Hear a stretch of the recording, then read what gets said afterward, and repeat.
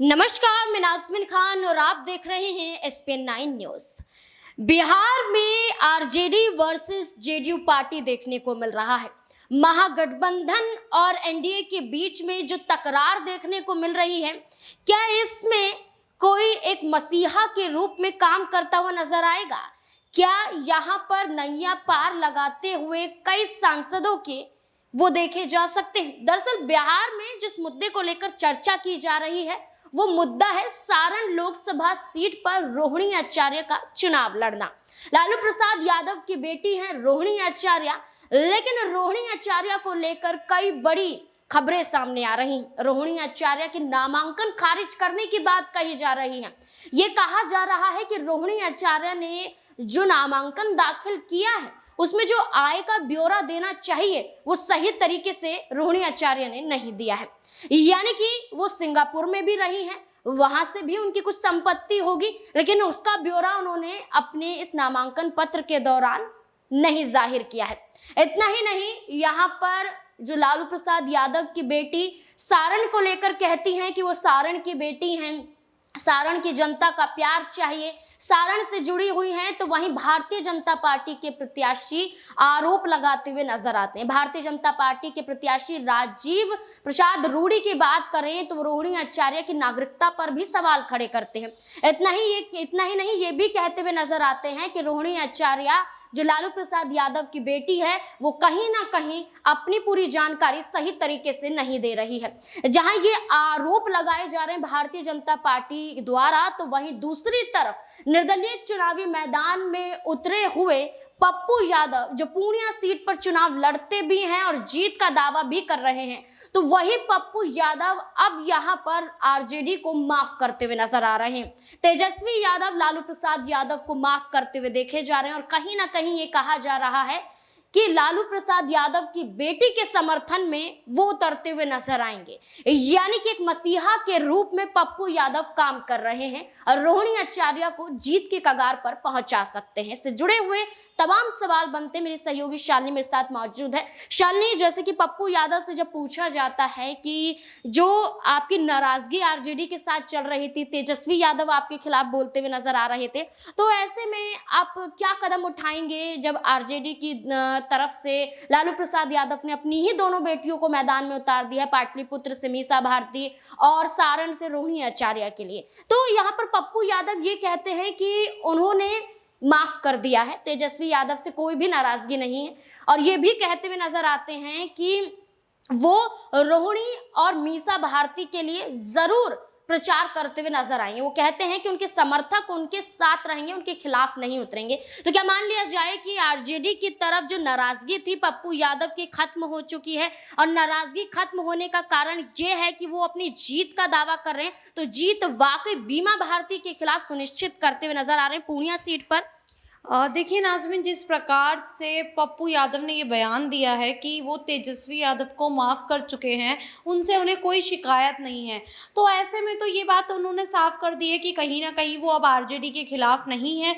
और अब जब आरजेडी के खिलाफ नहीं है, तो वो दोनों बेटियां, जो लालू यादव की दोनों बेटियां हैं, रोहिणी आचार्य और मीसा भारती, तो दोनों के ही समर्थन में प्रचार प्रसार करते हुए नजर आएंगे। और लगातार अगर अभी पप्पू यादव को देखा जाए तो वो किसी न किसी के समर्थन में उतरते हुए ही नजर आ रहे हैं। अगर बात करें अभी, तो वो अनुप्रिया के समर्थन में भी कहीं ना कहीं उतरते हुए नजर आए हैं।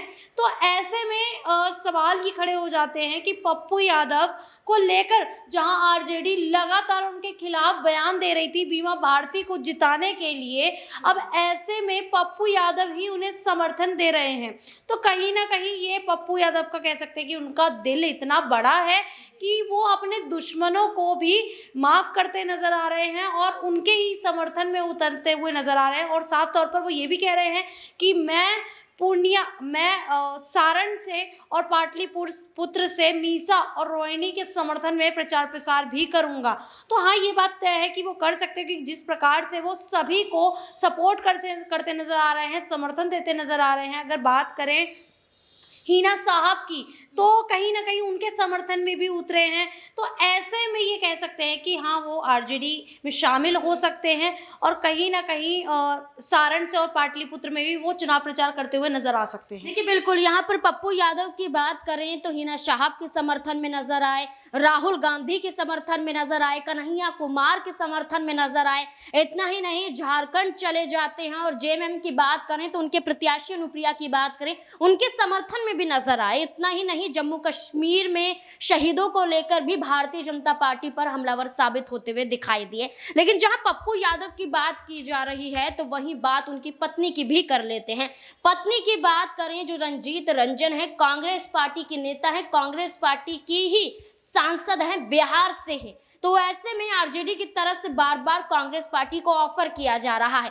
पहले पूर्णिया सीट पर ऑफर किया गया, अब ऑफर किया जा रहा है कि वो यहाँ पर सारण में आए, प्रचार प्रसार करते हुए देखे जाएं। तो चर्चाएं तेज होती हुई नजर आ रही हैं कि पप्पू यादव की पत्नी रंजीत रंजन भी प्रचार प्रसार कर सकती हैं रोहिणी आचार्य को जिताने के लिए। जहां पप्पू यादव कहते हैं कि पूरी मेहनत के साथ जिताने का प्रयास करेंगे, तो शानी अगर उनकी पत्नी भी यहाँ पर सामने आ रही है तो यहाँ पर पप्पू यादव और रंजीत रंजन मिलकर अगर आरजेडी के समर्थन में उतरते हुए नजर आएंगे तो वाकई सारण लोकसभा सीट पर भारतीय जनता पार्टी के प्रत्याशी राजीव प्रताप रूडी कहीं ना कहीं फंसते हुए दिखाई दे सकते हैं, क्योंकि नामांकन प्रक्रिया को लेकर रोहिणी आचार्य पर वो कई बड़े सवाल खड़े करते हुए नजर आए थे।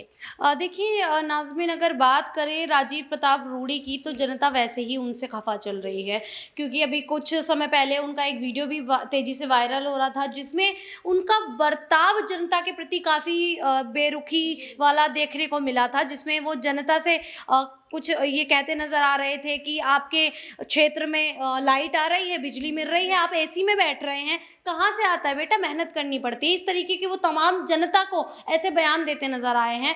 और वहीं जनता भी ऐसे बयान दे रही थी उनको लेकर कि आप तो 5 साल बाद दिखे हैं, अभी चुनाव हो जाएंगे, अब कब दिखेंगे आप।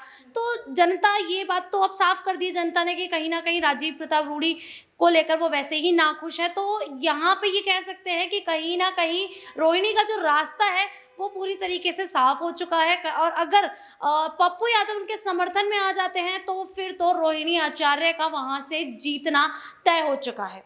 देखिए बिल्कुल, रोहिणी आचार्य की जीत का दावा जहां पप्पू यादव कर रहे हैं, जहां पूरा आरजेडी करता हुआ नजर आ रहा है, तो वहीं एक आखिरी सवाल शालिनी ये रहेगा कि स्टार प्रचारक की लिस्ट जारी की गई। स्टार प्रचारक की लिस्ट में पूरा लालू परिवार मौजूद नजर आया। यहाँ पर राबड़ी देवी का नाम था, तेजस्वी का भी नाम था, यहाँ पर लालू प्रसाद यादव का भी नाम था। और आपने देखा होगा कि सारण में बेशक बीमार हैं लालू प्रसाद यादव और तेजस्वी यादव को चोट लगी, वो प्रचार प्रसार करते हुए देखे जा रहे हैं। लेकिन तेज प्रताप यादव की बात करें जो लालू प्रसाद यादव के बेटे हैं, वो नजर नहीं आ रहे हैं। ये कहा जा रहा है कि स्टार प्रचारक के रूप में उन्हें भी आगे किया गया था।